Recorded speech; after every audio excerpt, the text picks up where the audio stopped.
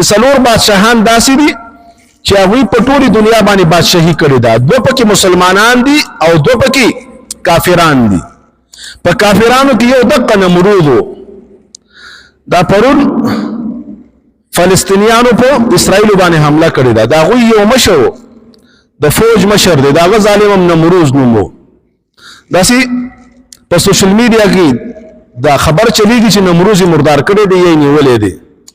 نو دا ظالمان اوس هم هغه نومونه دي لکه موږ مسلمانان د ابراهیم او د اسماعیل او د اسحاق او د موسی دا نومونه ږدو په فخر سره. دا کافران د کافرانو نومونه ږدي. الله تعالی دې دغه نمروز غوندې حشر وکړي او الله تعالی دې فلسطینیانو ته ګوره چې څه دې وس کېږي هغه کار به کوي.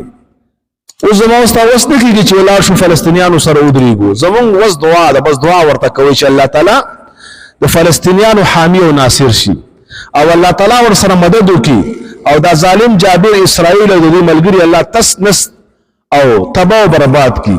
الله تعالی توفیق ور نصیب کړي. دا د زړه محبت باندې موت ته اجر ملاويږي، په دعاګانو به موت باندې اجر ملاويږي او موت هغه حق ادا کوو. که دعا نشو کولای نو بیا د ایمان هغه نقصان کې دې ته اشاره ده. نو خبره مې دا کوله چې نمرود دا یو د بادشاهانو نو چې کافرو په ټول دنیا بادشاهي کړې ده.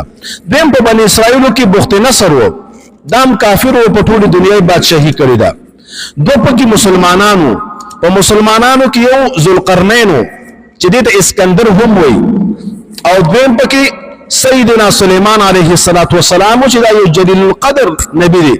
دم په ټول دنیا باندې یو عجیبه بادشاہي کړې ده او الله تعالی ډېره ښکلې بادشاہي ورکړې وه او د دا دعا هم غوښتې وه چې الله داسې بادشاہي راکړي چې داسې بل چاته دې نه ورکړي او نه ورکړي تر قیامته پورې. الله تعالی ورته هوا هم تابع کړې وه.